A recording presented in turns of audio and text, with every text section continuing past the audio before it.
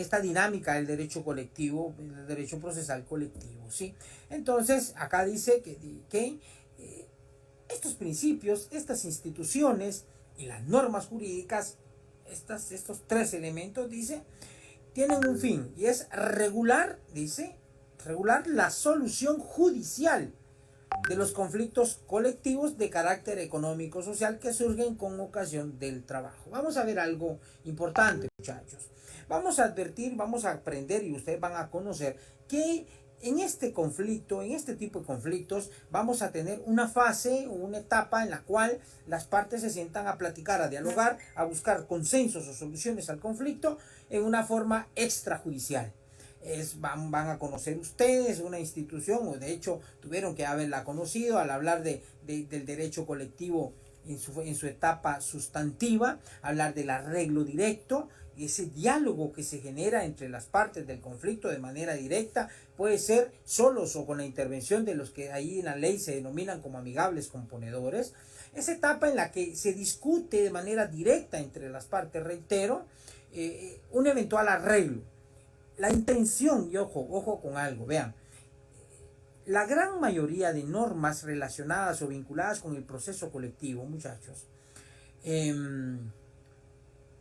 tienen como finalidad proveerle a las partes, proveerle a los trabajadores, proveerle a los patronos una solución a un conflicto. Acá lo que se busca y el norte que el legislador marcó como característica esencial de estas disposiciones es que van a buscar que las partes encuentren una solución al conflicto. Y es que una de las finalidades del derecho colectivo es que no solo en el centro de trabajo, sino pues también a nivel nacional, incluso según criterio de algunos tratadistas, el derecho colectivo busca que exista también paz social, que exista arreglo, que exista conformidad entre las partes. Yo siempre he mencionado, cada vez que tengo la oportunidad de hablar del derecho del trabajo, he mencionado el hecho de que, al menos ojalá y así exista dentro del pensamiento y la madurez de trabajadores, de dirigentes sindicales, de patronos, de asesores, que busquen generar una relación bonita. Yo la catalogo como una relación romántica entre los trabajadores y el patrono. Los dos se necesitan. Vean, uno necesita de la fuerza del trabajador, de la fuerza humana, de ese impulso que le dan a la industria, al comercio, a las actividades, digamos, ¿cómo es la palabra? No se me viene ahorita el término, aquellas actividades mentales que realizamos los que trabajamos en una oficina, que tal vez no es tanto el trabajo físico, pero sí hay un trabajo intelectual. Todo el trabajo, independientemente de la forma en que se realice o de su manifestación propia, advierte la existencia de dos sujetos que se necesitan. Uno, como el trabajador, como los que trabajamos porque tenemos necesidad, trabajamos porque se hace necesario que llevemos sustento a nuestros hogares, ¿sí? No, y obvio, el patrono, pues el patrono, bien que mal, el que tiene la plata, el que es el dueño de los medios de producción, debe de advertir que necesariamente también, pues valga la redundancia del término, muchachos, necesita de esa fuerza del trabajador, necesita de ese elemento importante en esa relación. ¿Por qué? Porque pues el patrono, claro amigo, el patrono por sí solo sus bienes, los medios de producción que tenga, la plata que tenga, no va, por sí sola no va a generar más, no va a producir. Obviamente se necesita que uno tiene pues la plata, tiene los medios y los otros tienen la fuerza. Entonces, ¿qué pasa? Entonces pues se genera esa relación. Entonces, repito, o sea, los dos deben de llegar a entender que se necesitan, que debe de existir esa paz y esa tranquilidad, que debe de existir esa colaboración mutua. Y el derecho colectivo, muchachos, no está, repito, el los legisladores que han venido y desde 1917, 1919, que se van creando, que surgen en la historia los primeros, disculpen, pero me entró una llamada, que surgen los primeros, que surgen así como que es la génesis del derecho del trabajo, la génesis del derecho colectivo, aquellas manifestaciones que se dan y que dan pie a que los trabajadores se organicen, a que busquen el establecimiento de condiciones humanas en la prestación del trabajo, específicamente el tema de las jornadas de trabajo, perdonen, algo creo que va a ingresar otra vez ahí, de las jornadas de trabajo, primero de que evitar o hacer nula la posibilidad de que existan, que entre los trabajadores estén niños, que producto de o que las mujeres en su caso no se vean expuestas a realizar actividades laborales no propias de su fuerza natural, en fin, tantas cosas.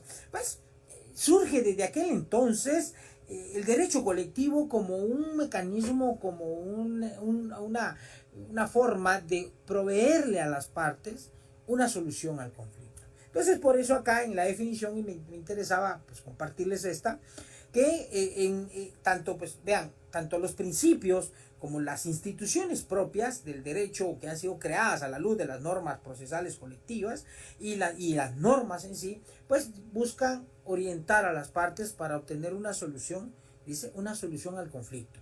Y acá yo advierto, pues propiamente dentro del interés y dentro del ámbito en el que me desarrollo, pues obviamente todas estas instituciones buscan proveer una solución judicial, ¿sí? Claro, repito, vamos a ver más adelante que dentro de este proceso colectivo hay una fase previa, hay una etapa en la cual se da ese diálogo directo entre las partes del conflicto, ese arreglo directo que se llama entre particulares, ya entre trabajadores del Estado y el Estado en sí, o las entidades que ejerzan esa como patronos.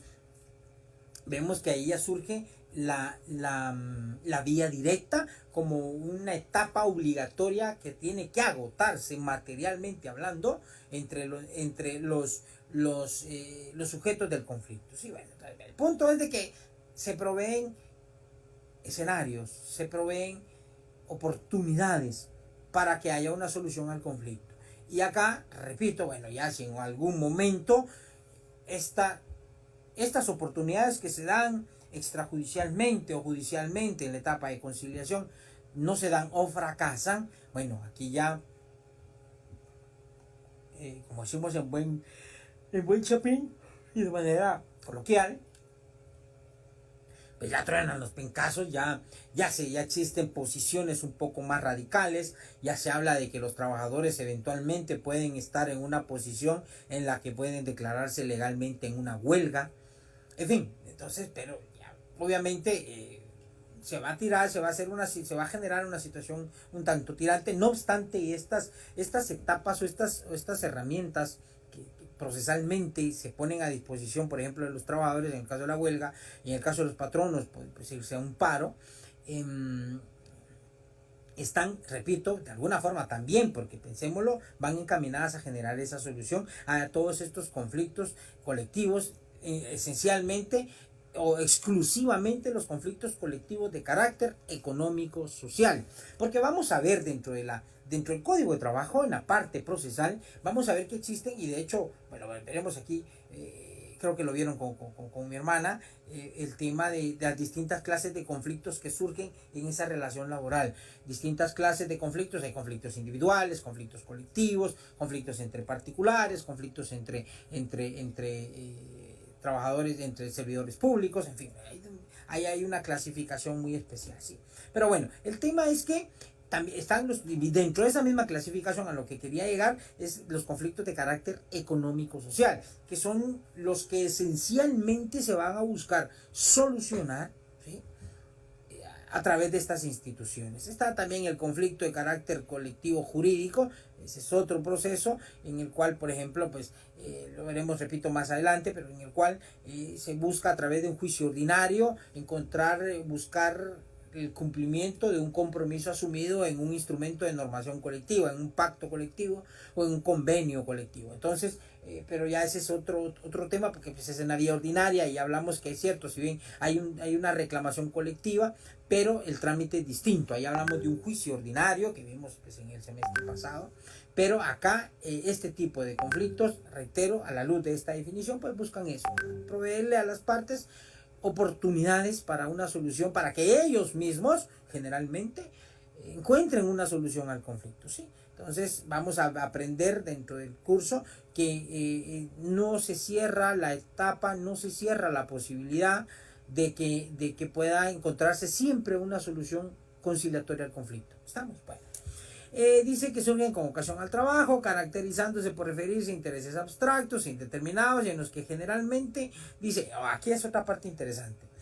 En estos conflictos colectivos de carácter económico-social, no se discute la aplicación o interpretación de normas jurídicas preexistentes. No. Entendamos algo. A diferencia del proceso individual de trabajo, el proceso colectivo, vean, al final de cuentas, a través del proceso colectivo, lo que se busca, del conflicto, del proceso colectivo de carácter económico-social, lo que se busca es crear, dice acá, crear derechos, modificar los derechos preexistentes. En un conflicto colectivo de carácter económico-social no se va a discutir la aplicación de normas, eso ya es el juicio ordinario, ¿sí? Porque si por ejemplo usted, un trabajador, lo despiden, usted va a buscar que se aplique lo que establece el artículo, lo despiden de manera injustificada, va a buscar que se aplique el artículo 78 y el artículo 82 de manera conjunta. Usted, trabajador, ve que sus condiciones de trabajo fueron alteradas de manera ilegal, el artículo 79 del Código de Trabajo le da la posibilidad de encontrar una causal para que usted se dé por despedido, pero son conflictos individuales. Ahí lo que se busca en estos conflictos individuales es aplicar una norma jurídica de manera individual. En cambio, en el proceso colectivo, la intención es crear derechos, por ende, crear normas. Se crean normas. Aquí no salimos de, por ejemplo, de lo que tal vez a lo largo de toda su carrera, muchachos, de los 7 semestres anteriores, ustedes advirtieron que el único ente creador de normas acá es la CC, no son mentiras, es el Congreso de la República. El Congreso de la República, por mandato constitucional, es el órgano encargado de crear normas de aplicación general. Pero acá el conflicto colectivo, vean, y esa es la gran oportunidad que les dan. Perdón, muchachos, miren que con la emoción. Y aquí enfrente lo tenía. Es que para que se escuche de mejor manera lo que estoy diciéndoles, voy a conectar aquí me había olvidado y que enfrente lo tenía. Disculpen. Conectamos acá. Pero vi que ya era la hora y me vine rapidito, estaba pues, atendiendo unas cosas acá en la oficina aún todavía y pues vine a conectarme. Ahora yo creo que tenemos mejor sonido, ustedes me dirán. Creo que mejora pues, con el tema este. Bueno, el punto es de que, como les mencionaba, muchachos, esa gran oportunidad que el legislador, y no es una cuestión inventada aquí en Guatemala, es algo a nivel del mundo mundial. La Organización Internacional del Trabajo, a través de los distintos instrumentos que crea en materia de derechos laborales, advierte la posibilidad, y ustedes lo verán en estos convenios, de que las partes puedan crear normas, establecer en normas, por el principio de seguridad y certeza jurídica, establecer en normas o en instrumentos de normación colectiva, pactos colectivos, convenios colectivos. Ahí se crea una norma que establece un derecho, que modifica y que por ende va a crear una nueva condición, un derecho ya existente en una norma fijada o establecida en principio de manera individual. Pero por ejemplo, usted dirá, pero mira Licky, si ya hay un pacto anteriormente, ¿qué pasa con eso? Bueno, obviamente el nuevo pacto va a modificar lo que ya está establecido en ese pacto. Puede ser que se establezcan o que se dejen algunas condiciones como estaban, puede ser que se mejoren. Lo único que sí hay que advertir, muchachos, en materia de derechos laborales, más en materia de derechos colectivos, hay un principio que se llama progresividad y ya lo veremos más adelante. El principio de progresividad advierte de que los derechos de los trabajadores son progresivos, van siempre, tienen un norte y van siempre buscando una mejora, ¿sí? Los derechos, acá este principio impide, ¿sí? En algunas otras latitudes, tal vez ustedes lo habrán escuchado ya, a este principio también se le llama de no regresividad, ¿sí? es decir, que los derechos laborales ya obtenidos no pueden regresarse a una condición menor a la preexistente. El 106 de la Constitución advierte de que son nulas ipso iure, por disposición expresa de la ley, sin necesidad declaratoria, aquellas normas que impliquen renuncia, limitación o tergiversación a los derechos de los trabajadores establecidos en cualquier tipo de instrumento legal, en cualquier, sea una ley ordinaria, sea un reglamento, un acuerdo, incluso en el mismo contrato. Si hay una disposición que limita un derecho ya existente, esta disposición es nula de pleno derecho. Ahí se plasma este principio de no regresividad, y por ende siempre el norte, y aquí viene, reitero, porque yo siempre me gusta hablar mucho del tema de los principios, porque se los dije en la sesión pasada, los principios orientan a todo mundo.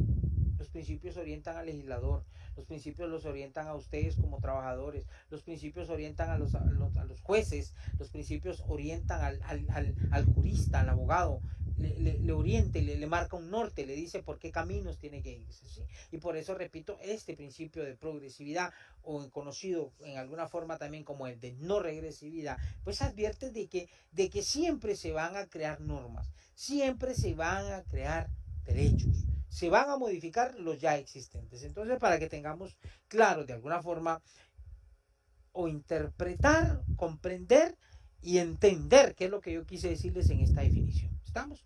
Hay otra definición que les di. Dice acá, derecho procesal del trabajo es el conjunto, vamos otra vez, principios, instituciones y normas instrumentales, o sea, normas procesales, que tienen por objeto resolver los conflictos surgidos con ocasión del trabajo, individuales o colectivos, ¿sí? Así como las cuestiones voluntarias, organizando para el efecto a la jurisdicción privativa de trabajo y provisión social, y regulando los diversos tipos de procesos, ¿sí? Otro aspecto, esto pues, cualquiera de las dos definiciones que ustedes puedan bien entender, aprenderse, considerar, pues ya es decisión de ustedes. Yo acá incluso pueden, pues igual, vean, en la gran mayoría de tratadistas que se animan a dar una definición de lo que es el derecho colectivo, pues advierten, o encontraremos similitud en una gran mayoría de definiciones que nos dan, ¿sí? Pero en su caso, pues hay que considerar que la gran mayoría tienen o comparten los mismos elementos. Entonces, ojo con eso. Ustedes pues busquen otra, pueden encontrar de que para descanse nuestro querido Landelino Franco, está el licenciado Fernández Molina. Yo les hablaba el otro día del licenciado, del doctor Eric Alfonso Álvarez Mancilla. En fin, hay varios tratadistas guatemaltecos, el doctor Augusto Valenzuela, que se han animado a escribir y a dar sus aportes en torno al conocimiento y comprensión del derecho del trabajo en general. Bueno, otro aspecto que quiero pues, advertirles es el tema de la naturaleza jurídica del derecho colectivo. En Guatemala, según el documento que yo les di, esto está ahí contenido, dice: en Guatemala la naturaleza jurídica del derecho del trabajo, en general, está determinada en la propia legislación, tanto en el considerando cuarto, literal E del Código de Trabajo, como en su artículo 14. Por ejemplo, en el referido considerando dice que el derecho del trabajo es una rama del derecho público, ¿sí? Por lo que al ocurrir su aplicación, el interés privado debe ceder ante el interés social o colectivo. Y aquí viene a mi mente, un segundito, disculpen.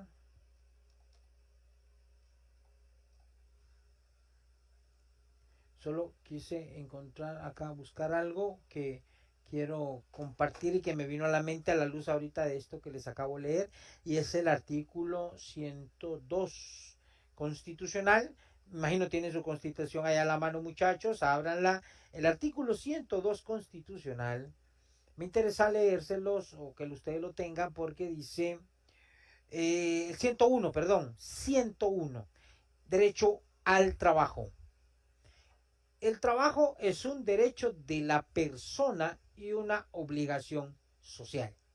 Oigan esto, esta parte es la que me interesaba. El régimen laboral del país debe organizarse conforme a principios de justicia social. ¿Por qué es esto? ¿Por qué está establecido pues, en una norma tan importante como la Constitución? Algo que nos dice que el derecho, que el trabajo es un derecho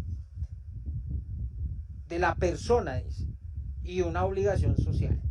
Es un derecho de la persona. ¿Por qué razón? Porque a nadie se le puede limitar el derecho al trabajo. Ojo, distinto es el tema del empleo. No confundamos. A veces confundimos, y aquí me permito pues, hacerles aclararles esta diferencia entre el derecho al trabajo o el derecho al empleo. El derecho al trabajo lo podemos, es un derecho que a nadie se le puede vedar, bueno, siempre y cuando se dedique a una actividad lícita, porque no van a decir, por ejemplo, que, por ejemplo, pues, los amigos de lo ajeno están trabajando robándose cosas, no, yo creo que hablando siempre en términos de actividad lícita, de lícito, o como por ejemplo con el tema de la comercialización de productos, pues cualquiera va a alegar, pues un vendedor al menudeo de drogas o alguien va a decir, es trabajo. No, pues ahí sí hay que diferenciar las cosas, ¿no? Claro, eso les provee ingresos, les provee sustento a su familia, pero el tema es que no es algo de lícito comercio. O mire, ando vendiendo piezas de carros desmantelados que han sido pues robados, cosas así, no, pues, o sea, ahí vamos a algo. Vamos a que, ojo, que la actividad laboral, pues, en su caso, eh, debe estar vinculada con algo lícito, ¿sí? En términos generales, usted puede vender, pues va a comprar verduras, vende, o sea, usted puede desarrollar cualquier actividad productiva que le genere ingresos, ¿sí? Dentro del marco legal. Y bueno, pasaba por mi mente el tema de, pues, hablando del derecho al trabajo, pues, eh, las sexoservidoras, perdón, no sé si espero el término no sea ofensivo o discriminatorio o peyorativo. Si alguien estima que sí, pues me lo escribe y lo aclaramos. No lo digo en términos en esa forma, ¿sí? Las sexoservidoras, ellas pues, desarrollan una actividad laboral, la actividad más antigua del mundo, criticada, recriminada, satanizada, condenada por la sociedad, por diversos factores tradicionalistas, por todo lo que ustedes quieran pensar, pero es un derecho al trabajo. ¿Sí? Ahora bien, el tema es algo, por ejemplo, alguien dirá, bueno, mire, y el tema de los coloquialmente conocidos como padrotes, o quienes las tienen incluso hasta en una condición de esclavitud sexual, porque ese es otro aspecto que hay que considerar también. O sea, si la patoja o la dama se dedica a realizar esta actividad, a prestar un servicio de carácter sexual y percibe una retribución, pues está trabajando con su cuerpo y lo que sea, pero está trabajando. Ahora, distinto es cuando ya son explotadas, cuando ya las obligan a realizar estas actividades producto de esa esclavitud y de esa explotación sexual. Pero lo traigo a colación por el tema del trabajo. O sea, podemos realizar una actividad que nos permita generar y obtener ingresos para nuestra subsistencia dentro del marco legal. La prostitución no está prohibida legalmente. Lo que está prohibida es, o prohibido legalmente, la explotación sexual. Eso es otro escenario.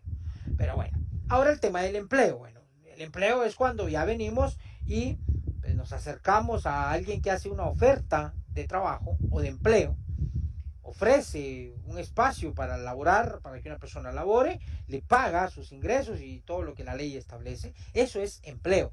Estamos prestando nuestros servicios, estamos laborando, estamos desarrollando, estamos siendo empleados por una persona para desarrollar una actividad. Evidentemente esta persona pues va a obtener beneficios, y de esos beneficios que va a obtener de ese empleo que hace de nuestra fuerza de trabajo, pues nos va a pagar y él va a obtener sus ganancias, ¿sí? Ojo, entonces ahí espero pues haberle dado esta explicación de alguna manera idónea. Y el otro elemento que me interesaba traer a colación a la luz de este artículo 101, muchachos, es esta parte en donde señalo que ahorita les digo, una rama del derecho, por lo que dice, por lo que al ocurrir su aplicación, o sea, la aplicación del derecho laboral, el interés privado debe ceder ante el interés social o colectivo. Y aquí es en donde yo os invito a ustedes, pues, muchachos, si buscan especializarse en el derecho del trabajo, miren, de verdad, muchachos, es una rama tan apasionante. A mí, bueno, yo tengo poco más de 11 años de estar como juez de trabajo, jamás en mi vida. No obstante, les quiero compartir algo, tal vez ustedes ya lo han escuchado, pero lo que a mí me motiva a estudiar derecho eh, es un libro que hace en 1992, si no estoy mal, imagínense, híjole, ya hace bastante, casi 30 años, estudiaba yo sexto perito contador en Escuela de Comercio, Comercio Central. Saludos a Walter, aquí veo que está conectado. Walter Ramírez es un ex compañero de la Escuela de Comercio 2. Siempre pues, por cuestiones del destino y que siempre pues consideré ser una persona que me gustaba pelear por mis derechos y si mis derechos no eran pues respetados, pues peleaba por ellos. Y eso me valió que me sacaran de la Escuela de Comercio 2 en 1991 y me fui a la Escuela de Comercio Central.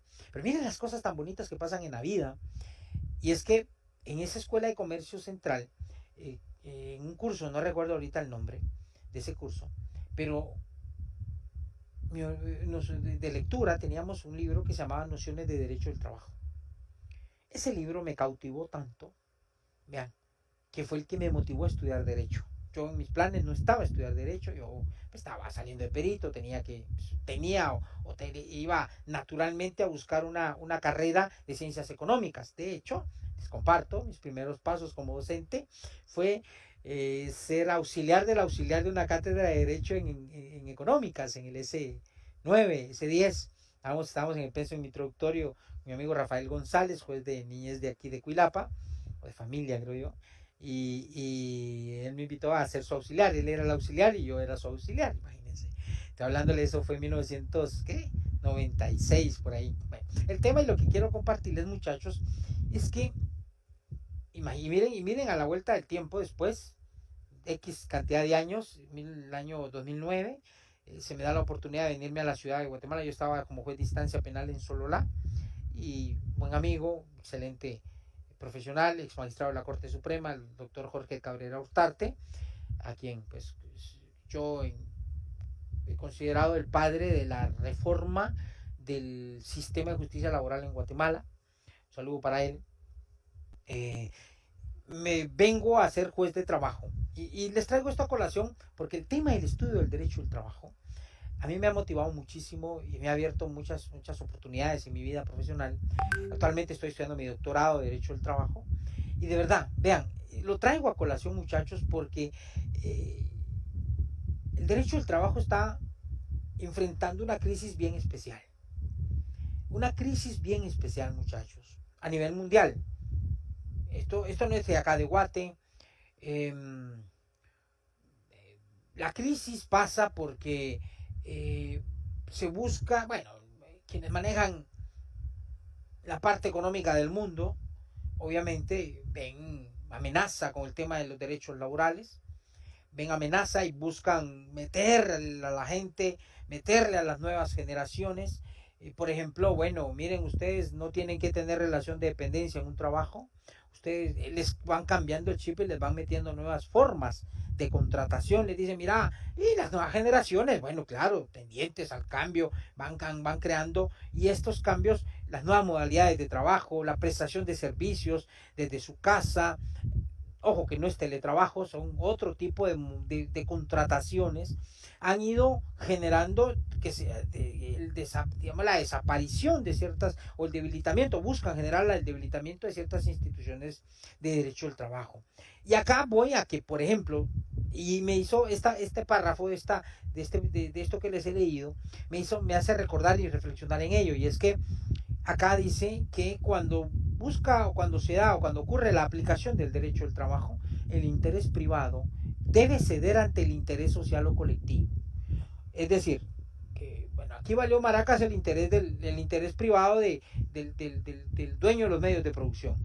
Aquí la ley, la normativa, y no solo la nuestra, internacional, advierte, de verdad, que debe de prevalecer el interés social. Y aquí voy a lo que dice la segunda parte del artículo 101 de la Constitución, al señalar que el régimen laboral, ojo, régimen laboral implica todo, todo, derecho individual, derecho colectivo, derecho procesal individual, derecho procesal colectivo, todo, derecho, el régimen de previsión o seguridad social implica todo, todo el régimen laboral del país debe, ojo, no es opcional, dice debe organizarse conforme a principios de justicia social.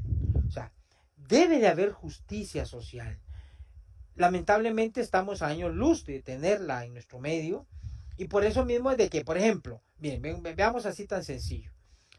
Alguno de ustedes por necesidad acepta el pago o acepta un contrato por servicios que no le reconoce la relación laboral, un contrato en el que le van a pagar a usted 2.800 quetzales menos del salario mínimo y que le van a decir, mire, si quiere lo acepta, si no, no, y ustedes con necesidad lo van a aceptar, cualquiera lo va a aceptar. Personas que se dedican a prestar servicios de seguridad privada, policías que cuidan nuestras colonias o que cuidan los comercios, pues a veces no les pagan el salario mínimo, no les pagan una sola prestación. ¿Y qué van a hacer ellos de manera individual? ¿Qué les dicen? Miren, si querés aceptarlo, si no, ahí hay otras 20 personas más que quieren trabajo.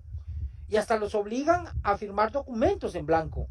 Hasta los obligan o les hacen trámites sin que ustedes se enteren en la SAT y les sacan facturas como pequeños contribuyentes. Tantas cosas que se dan en el salvaje mundo de la realidad.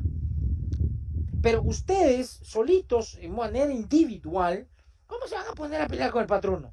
¿Qué van a hacer? Yo utilizo una frase, es la dieta del ajo y el agua. Algunos de ustedes ya sabrán la respuesta o a qué me refiero con esto. Con la dieta del ajo y el agua, a joderse, a aguantarse, porque hay necesidad de trabajo. Y eso es lo que a nivel del mundo mundial, esa misma necesidad de la gente hace que la gente acepte condiciones, incluso por debajo de lo que legalmente está establecido. ¿Pero qué van a hacer? ¿Se van a poner a pelear? No, ¿por qué? Porque pierden el trabajo. ¿Qué es lo más sagrado para el trabajador? Lo he dicho siempre y lo sostendré. Es su trabajo, porque es lo que le provee ingresos, es lo que le genera ingresos para sostenerse él y su familia. Por necesidad a veces aceptamos cosas. Por necesidad a veces cuando nos contratan firmamos hojas en blanco. Y oh sorpresa, cuando vienen a reclamar a los juzgados de trabajo, acá aparecen documentos en donde dicen que ya les pagaron sus prestaciones, en donde dicen que ustedes renunciaron y ustedes nunca firmaron esa carta en ese contenido. Firmaron un hoja en blanco. Pero ¿qué van a hacer ustedes? ¿Y por qué les traigo esto a colación, muchachos? Porque acá es en donde adquiere relevancia el derecho colectivo. Acá es en donde adquiere relevancia las formas de organización colectiva de los trabajadores. Solitos no pueden pelear, obvio. Vienen, por ejemplo, en la iniciativa privada acá en Guatemala es casi nula la organización sindical, casi nula, casi nula. Vean ustedes y pregunten en el Departamento de Registro Laboral cuántos sindicatos de la iniciativa privada están inscritos. Proliferan los del Estado. Hay más garantía, hay más protección. Ustedes, trabajadores, 15 trabajadores, 20 trabajadores, creo que son 15 o 20, me acuerdo ahorita, deciden organizarse en un sindicato, mañana ya están despedidos. Porque siempre hay alguien que se entera y alguien que va con el chisme con el patrono, siempre hay orejas, sapos. Y van y les cuentan.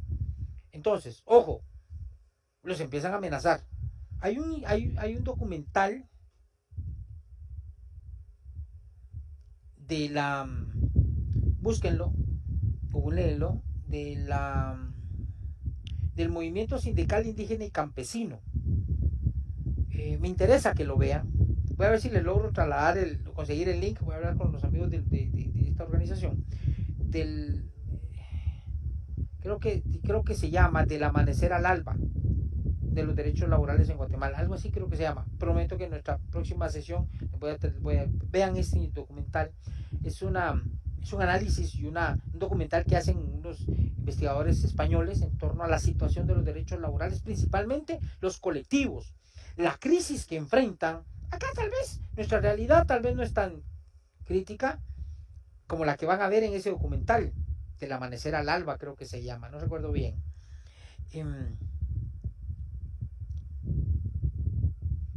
ahí se refleja la realidad triste que están en el interior del país, trabajadores campesinos que buscan organizarse y que lo que terminan es sufriendo un calvario, incluso muchos hasta han muerto, son amenazados.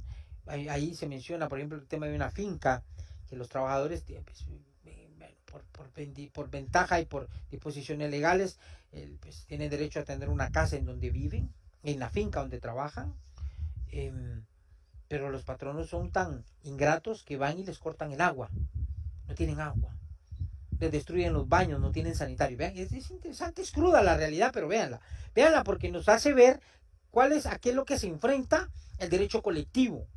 Y les hablaba sobre este tema de cómo está a nivel del mundo mundial. Realmente es crítica la situación.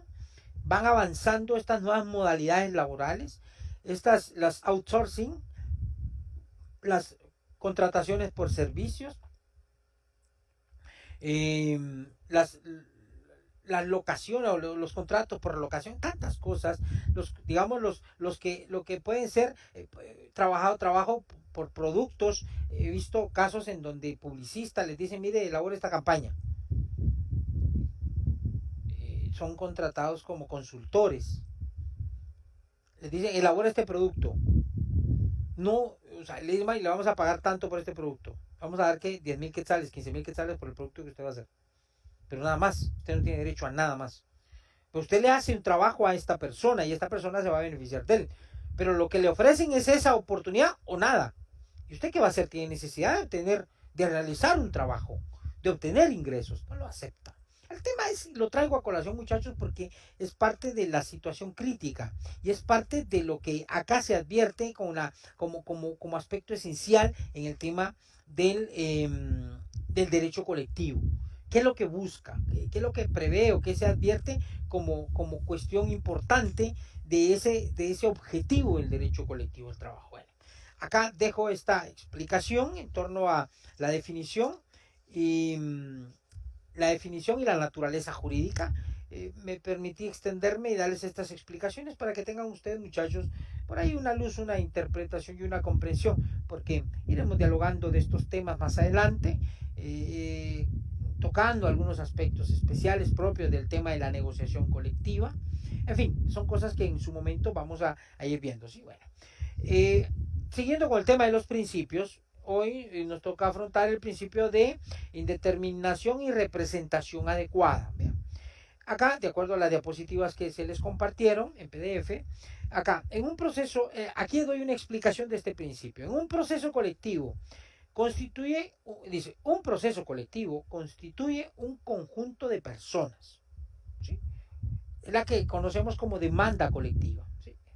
Casi indeterminados, y que por su cantidad resulta impracticable notificarles del modo tradicional, como en el tema de una demanda ordinaria individual, ¿sí?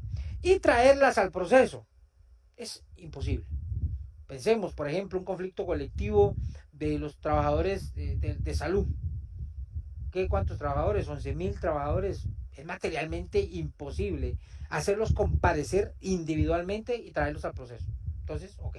Una demanda, por ejemplo, de, qué sé yo, una fábrica textilera, una fábrica, ojo que ahí hay otra situación, otro escenario muy triste, con el tema de los trabajadores de maquila o de los call centers, por ejemplo, otra situación un poquito triste, y lo que se viene, lo que se ve difícil como escenario.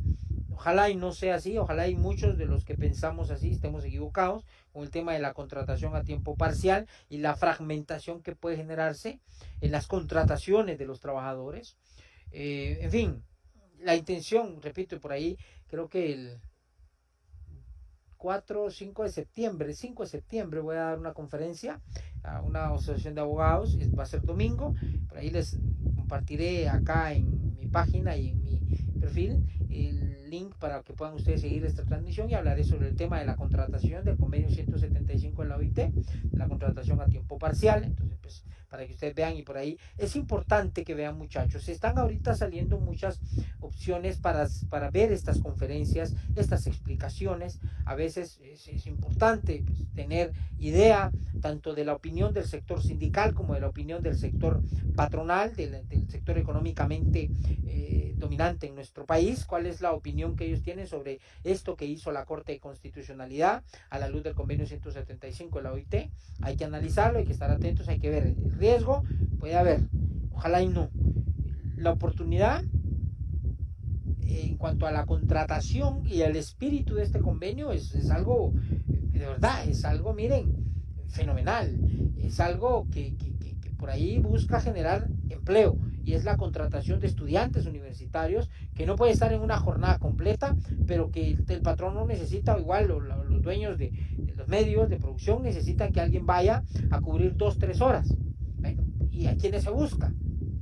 Estudiantes universitarios, amas de casa, adultos mayores, que son los tres grupos, los tres que buscan cubrirse a través de estas contrataciones, de la contratación a tiempo parcial.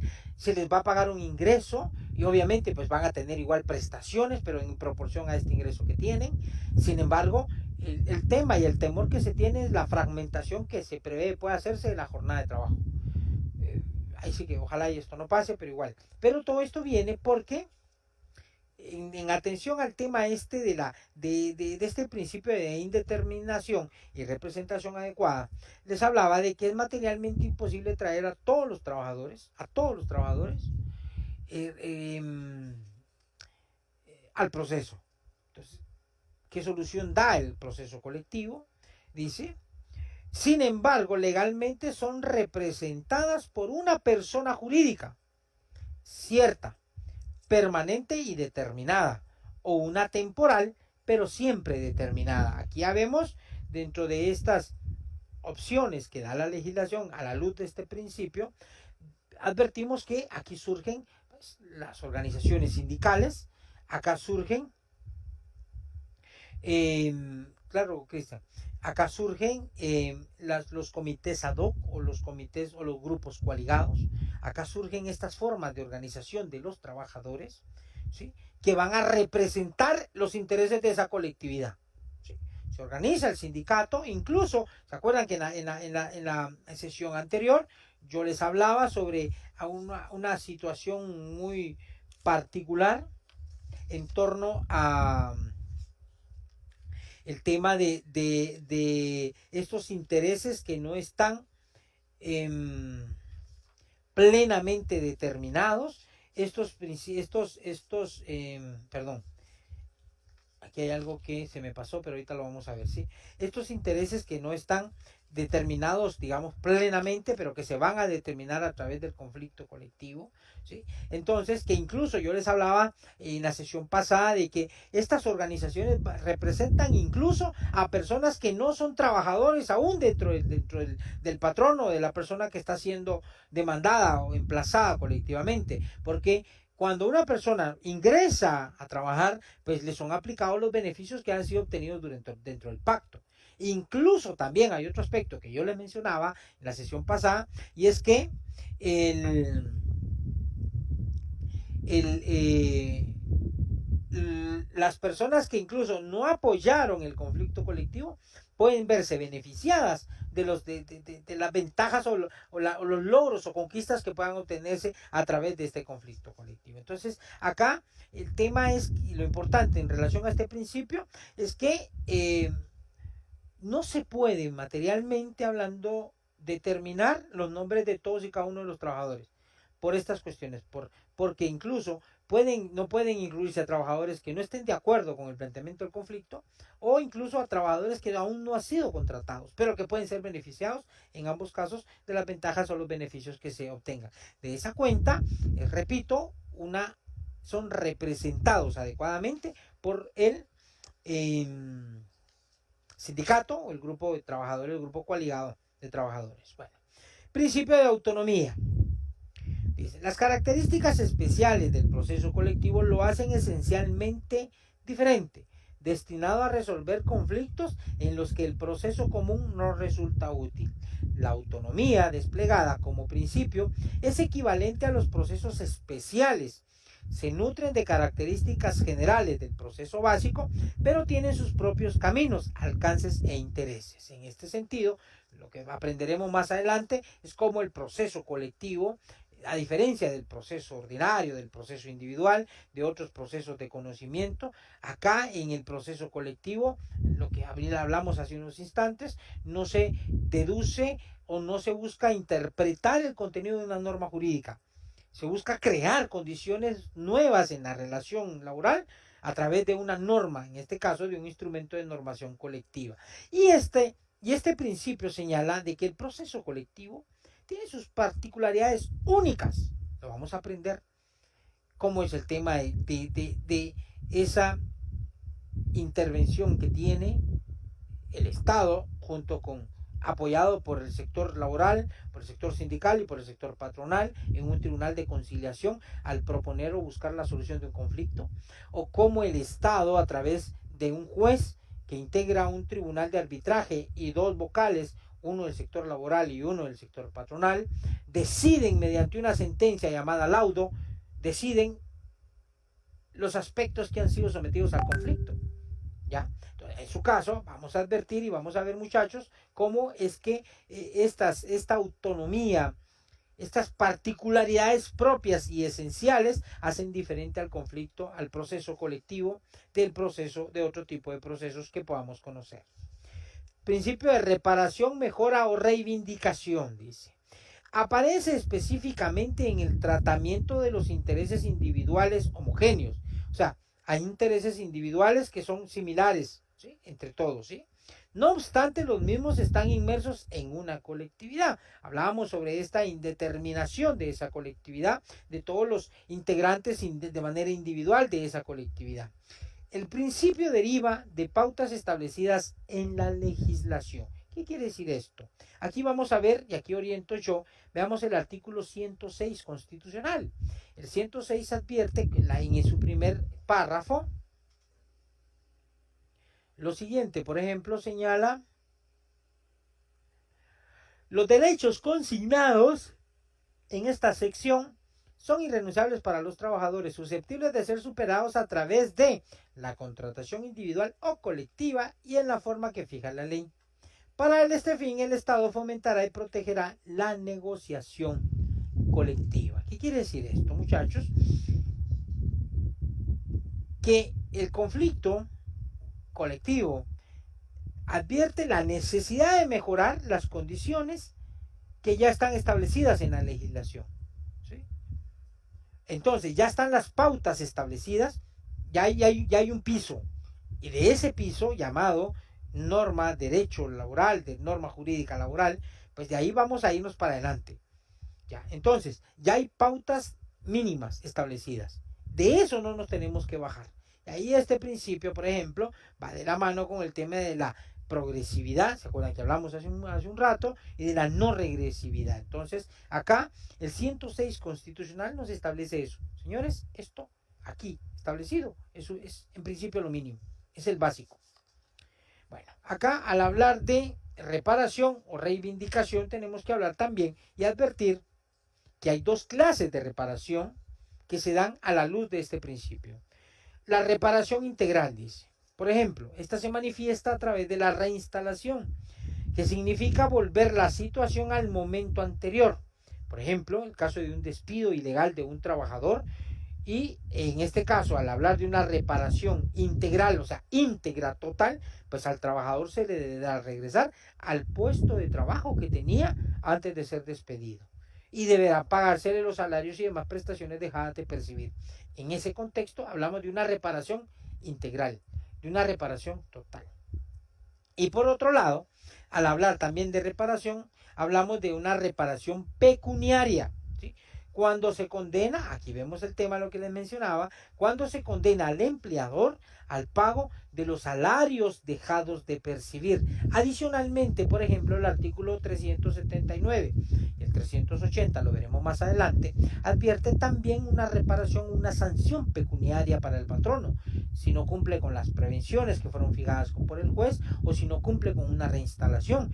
Puede buscarse en su momento esa reivindicación a la vez al imponérsele una sanción, una multa, para que en este caso pues cumpla y a la luz de esta sanción pues se le exija, se le orille, se le obligue, digámoslo así, a que cumpla con la reinstalación que ha sido dada. Sí, bueno. Esto es en el tema del principio de reparación, mejora o reivindicación. Bueno, principio de impulso procesal de oficio. Bueno, no les será extraño porque pues, en su caso tuvieron que haberlo visto en la sesión pasada. Creo que lo mencionamos en la sesión anterior. Dice: el juez, cuando se ha promovido un conflicto colectivo, es el obligado de seguir de oficio todas las fases que deben darse en el juicio y no las partes. Vamos a conocer, cuando vayamos viendo cómo está organizado, establecido el proceso colectivo, vamos a ver cómo es que en efecto se va materializando este impulso procesal. Lo único que en su caso deben hacer las partes, hay ciertos aspectos que, por ejemplo, deben de cumplir las partes, pero el primero y esencial es el tema de presentar la demanda. O sea, el juez no puede, ojo, el juez no puede de oficio empezar una demanda colectiva. Tiene que haber el planteamiento a través de la organización de trabajadores, que en su caso debe ser la representativa dentro de ese conglomerado de trabajadores. En ese sentido, planteado el conflicto colectivo, ya veremos que ahí cómo se tiene que ir el trámite.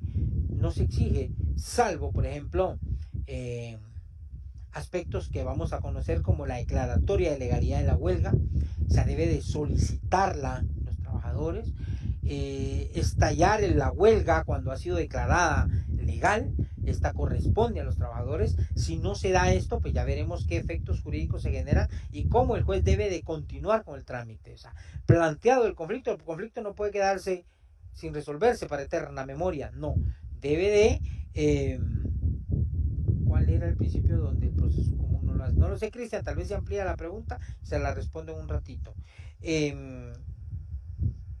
Disculpen.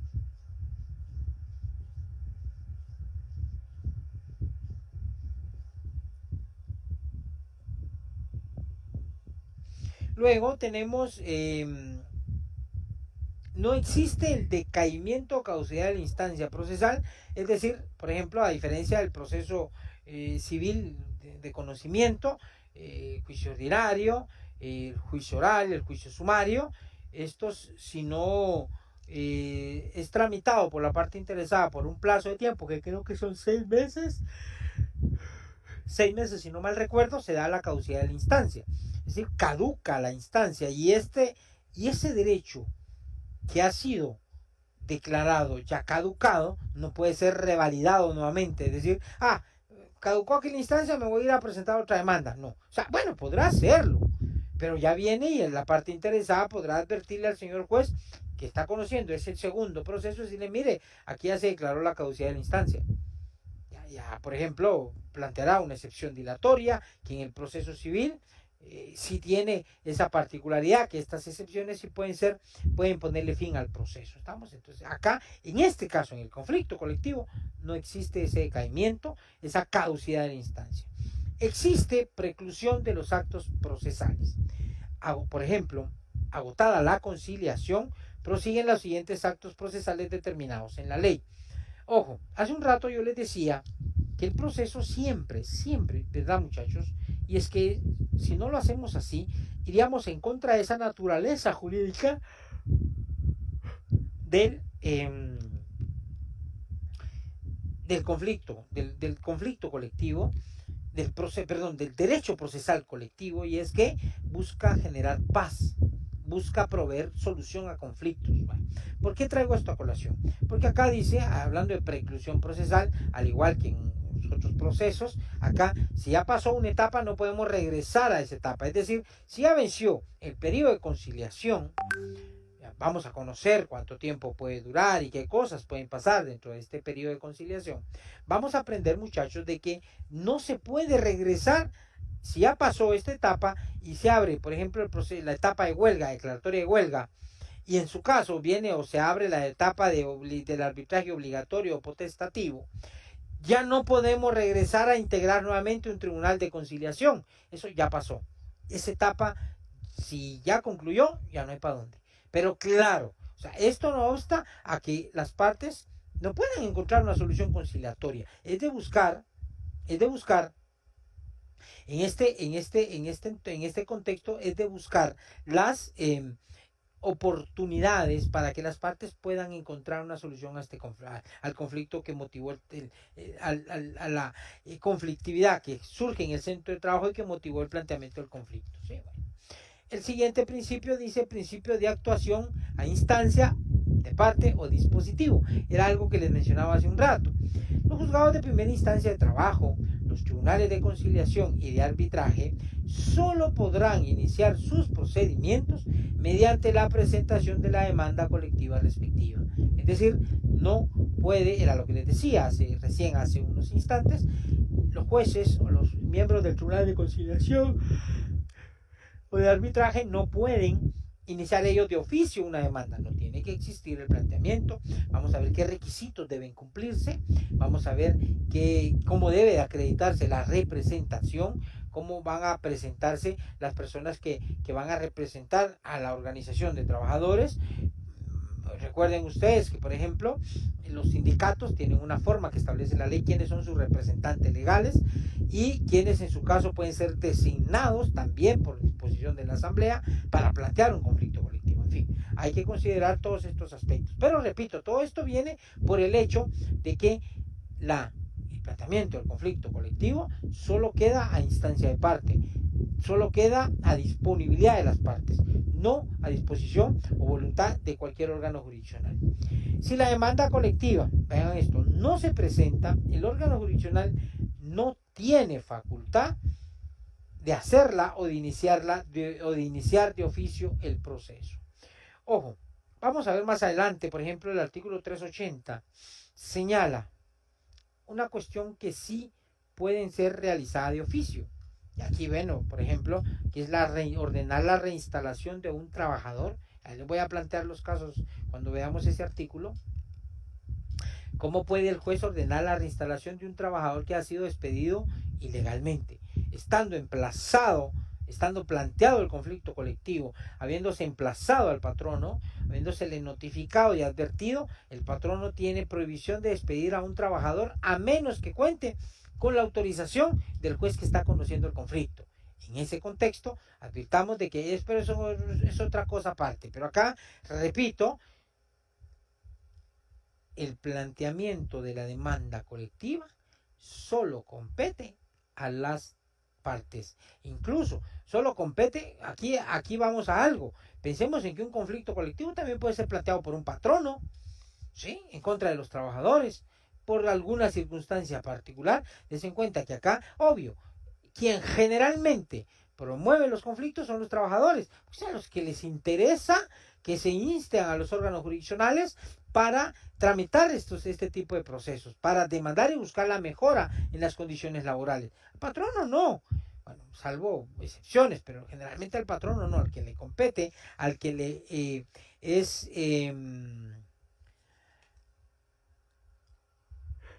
disculpe, a quien le compete y es de su interés el planteamiento de la demanda es a los trabajadores. Y bueno, acá concluimos el tema de los principios, muchachos. Yo quisiera, solo me permiten un segundo, principio, aquí. Hablarles, perdón, que se me fue acá. No, ya lo vimos. Sí. Ok. No, ahí estamos, muchachos. Ahí estamos. Ok, bueno. Hasta acá entonces dejamos, concluyo el desarrollo de estos temas, de estos puntos, que son los que pues, serán evaluados en nuestro examen, que ya, pues, como que nada, tenemos nuestro primer parcial el día lunes a las 8 de la noche. Yo generalmente, muchachos, quienes son nuevos, quienes no estuvieron conmigo el semestre pasado, yo generalmente doy, empiezo 8 y 10, unos 10, 15 minutos después de la hora fijada, ¿sí?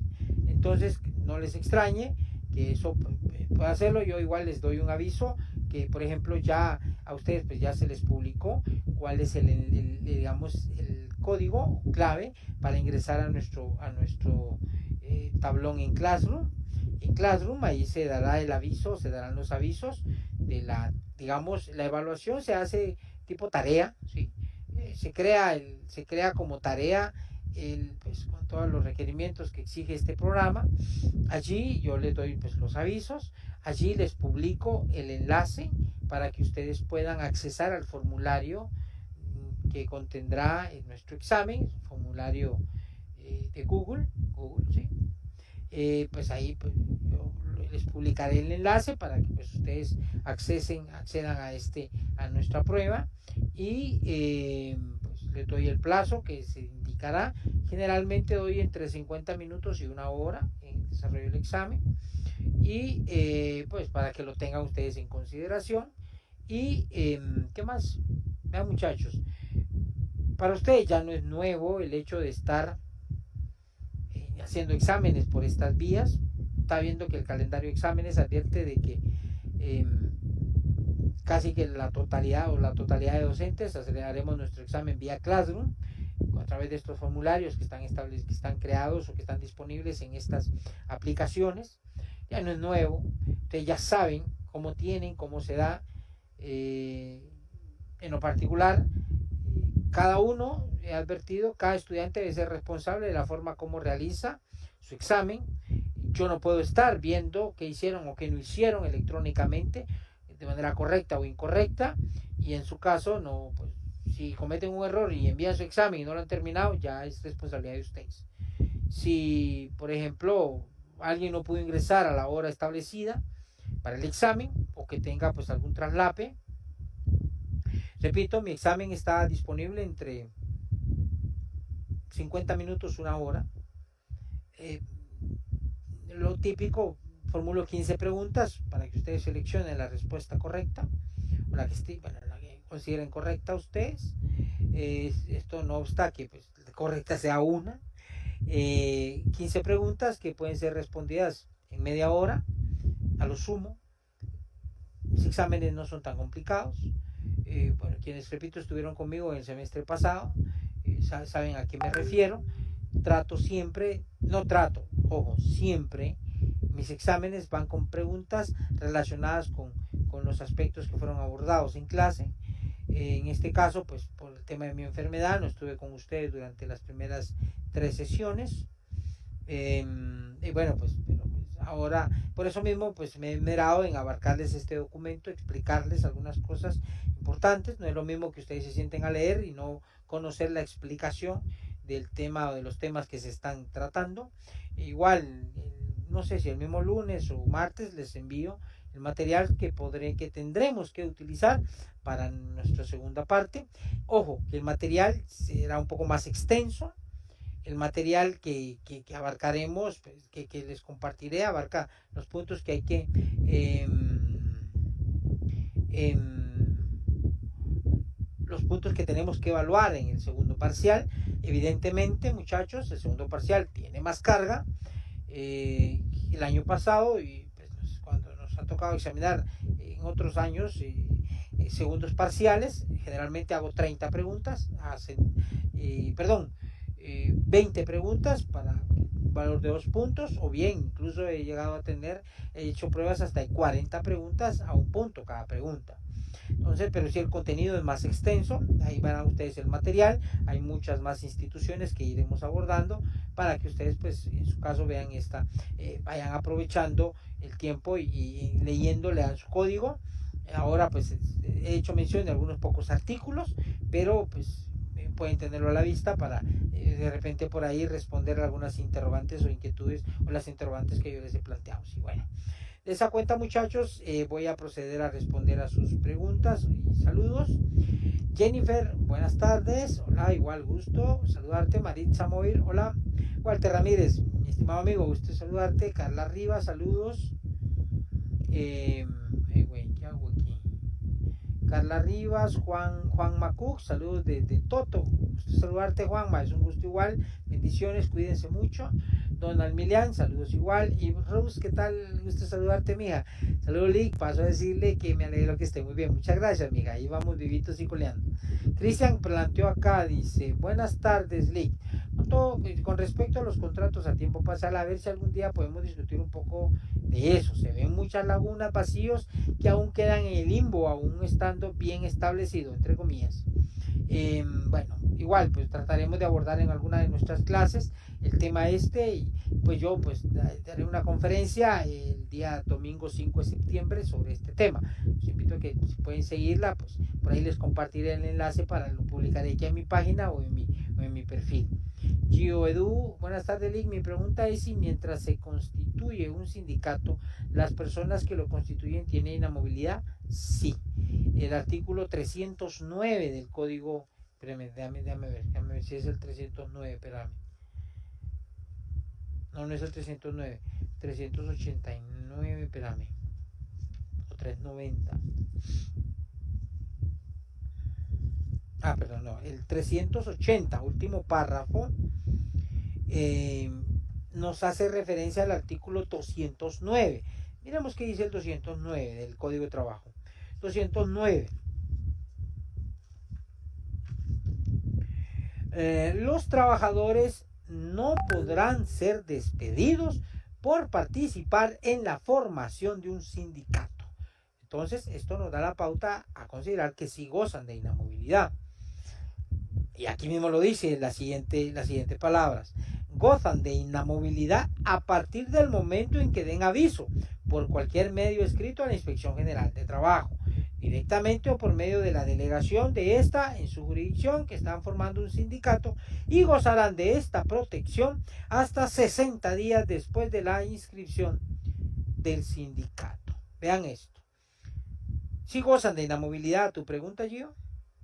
Y el segundo párrafo, si se incumpliere con lo establecido en el artículo, él o los trabajadores afectados deberán ser reinstalados en 24 horas y el patrono responsable será sancionado con una multa equivalente de 10 a 50 salarios mensuales vigentes para actividades no agrícolas, debiendo además pagar los salarios y prestaciones económicas que estos hayan dejado de percibir. Si el patrono persiste en esta conducta por más de 7 días, se incrementará en un 50% la multa ocurrida.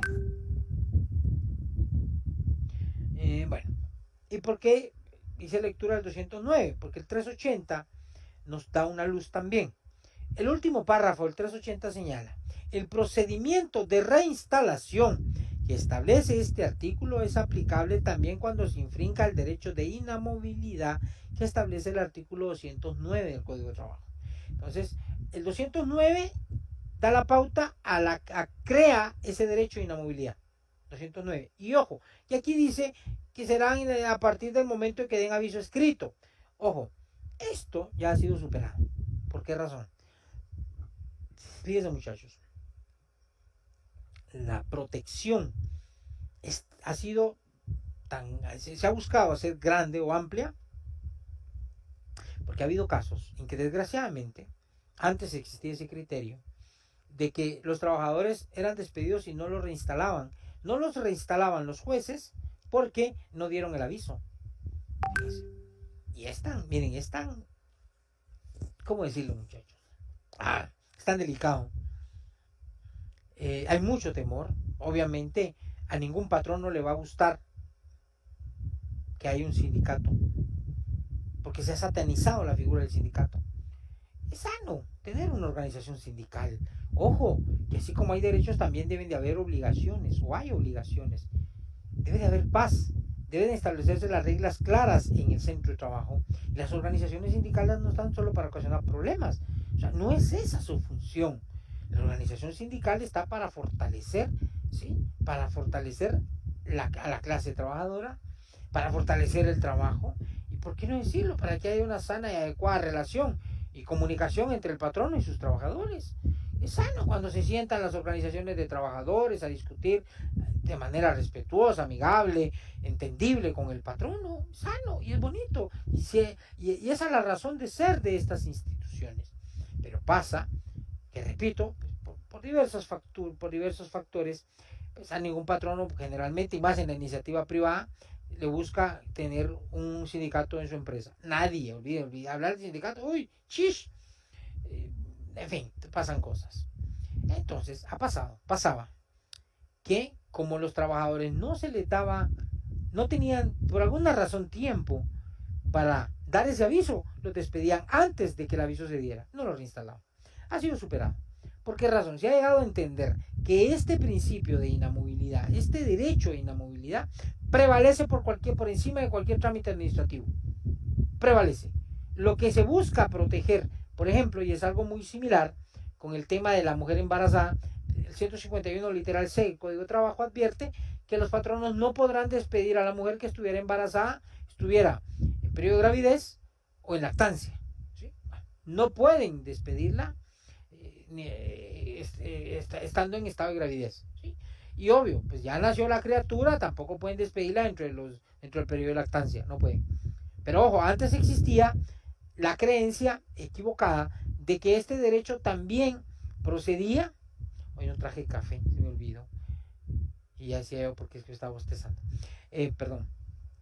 Que este derecho se hacía exigible si la trabajadora daba el aviso. Le daba el aviso al patrono que estaba embarazada, ¿sí? ¿Qué pasaba? El patrono en caballo blanco salía y bien campante decía: mi hija nunca dio el aviso, yo no supe, no lo sabía. Y lo que comúnmente pasa, que es, bueno, lamentablemente por ese ingrato desprecio hacia la mujer trabajadora en estado de embarazo, en estado de gravidez. Digo así porque la realidad, en muchas empresas no les gusta tener mujeres embarazadas, no les gusta. Bueno, mente vacía. El punto es de que la despiden. Entonces, antes exigía, no dio el aviso a la mujer, va, despedida. No. A este caso, al igual que el del 209, el juez constitucional, la Corte de Constitucionalidad, entendió algo. Y vino también a la luz de fallos internacionales en materia de derechos humanos, en que se advertía que lo que había que proteger primero es ese derecho a la libre sindicación, ese derecho a organizarse en sindicatos, que había que proteger ese derecho, que había que proteger, en el caso de la mujer, que había que protegerla. A la mujer, por solo el hecho de estar embarazada, debía de ser protegida. ¿Sí? Entonces, se superaron estas disposiciones, y ya incluso si no se da el aviso, pero que se demuestra que están participando en la conformación del sindicato, puede ordenarse su reinstalación. Espero haber satisfecho tu inquietud. Helen, hola Marlene, usted saludarte igual, Cristian. ¿Cuál era el principio donde el proceso común no lo hace? No entendí tu pregunta, Cristian, espero que lo hayas planteado de mejor manera. Adelante. Walter dice: clic con una molestia, si una persona la contratan por 4 meses, por mediodía, ¿procede a cobrar indemnización? Bueno, aquí hay que ver algo. Y aquí Cristian decía, pues si es por tiempo determinado, no creo que te den indemnización, solamente irrenunciable. Vean, pues, el artículo hay que ver. Claro, el Código de Trabajo permite que la norma general del Código de Trabajo es que la contratación sea a tiempo indefinido. Claro, el mismo Código de Trabajo establece que también puede ser contratadas a plazo fijo, pero para contratarla a plazo fijo no solo se trata de decirte contrato por 4 meses, no, debes de justificar en el contrato por qué es que la estás contratando por 4 meses. Por ejemplo, pasa con el tema de la mujer que estaba embarazada, por ejemplo, viene la mujer que está embarazada y se va a su pre y postnatal, 84 días. El patrón no necesita tener a alguien ahí. La trabajadora va a regresar a su trabajo. Vencido el plazo de los 84 días, va a regresar. Fijo. ¿Qué hace el patrono? Puede contratar a alguien temporalmente. Y ojo, que aquí es un consejo que les doy, y ustedes como buenos asesores, así orienten en su vida profesional a los patronos. Miren, ustedes sí pueden celebrar contratos a plazo fijo, pero expliquen, justifiquen e indiquen en el contrato por qué es que se está celebrando ese contrato a plazo fijo. ¿Sí? La ley permite celebrarlos, pero hay que justificar, porque es que están celebrándose por 4 meses. Si está bien justificado, el motivo por el cual es por 4 meses, cuando termine el contrato, cuando venzan esos 4 meses, pues no hay derecho a indemnización. ¿Por qué? Porque, ojo, veamos qué es lo que regula el artículo 82 del Código de Trabajo, que es el que establece los aspectos propios de la indemnización por tiempo de servicio. Señala que el trabajador que sea despedido o que se dé por finalizado su contrato de trabajo a tiempo indefinido de forma injustificada tendrá derecho a una indemnización. Entonces acá la indemnización es sí y solo sí es un trabajo plazo indefinido, ¿sí? Eh, y no se le despide con causa justificada o imputable a él. Ahora bien, puede ser despedido con causa imputable o por parte del patrono, pero esto está sujeto a que en juicio, ante un juez de trabajo, se demuestre que en efecto existió esta causal. Entonces, si no se dan estos elementos, pues procede la indemnización. Pero así como lo plantea Walter, en términos generales, solo tendría derecho, como bien lo dice Cristian, a prestaciones irrenunciables. Naomi, gracias, liga la orden con una molestia y una Walter. Dice, es inquietud ya que el patrón no puede decir que prácticamente trabajó el tiempo de 2 meses a tiempo completo y lo puede despedir sin prestaciones. Vean, son cosas, miren, que van a buscar reinventarse. Ojo, recordemos que hay un plazo de prueba, un periodo de prueba, que son esos 2 meses que tú mencionas, Walter. En esos 2 meses cualquiera puede ponerle término a la relación laboral sin responsabilidad, es decir, sin que hayan sanciones de carácter pecuniario como la indemnización. Entonces, podrán decir algo, podrán justificar algo, pero el tema es la realidad en la que se prestan los servicios. Bueno, hasta acá dejamos nuestra clase el día de hoy. Dios primero, el lunes nos estamos viendo a mis muchachos estudiantes. No habrá transmisión en Facebook, solo pues ahí en el tablón de Classroom se les estarán dando las indicaciones para nuestra evaluación. Que Dios les bendiga, cuídense, feliz noche, feliz descanso, que Dios les guarde y nos vemos, muchachos, el día lunes. Y a las personas que por ahí que no son mis estudiantes y que están siguiendo las transmisiones, pues el día miércoles vendrá. No, el día miércoles tampoco. Ese día los muchachos tienen otro examen, por lo que nos veremos hasta el lunes de la próxima semana. Estamos hablando que será el lunes 30 de agosto que nos estaremos saludando. Que Dios los bendiga. Hasta pronto. Muy buenas noches. Buen descanso.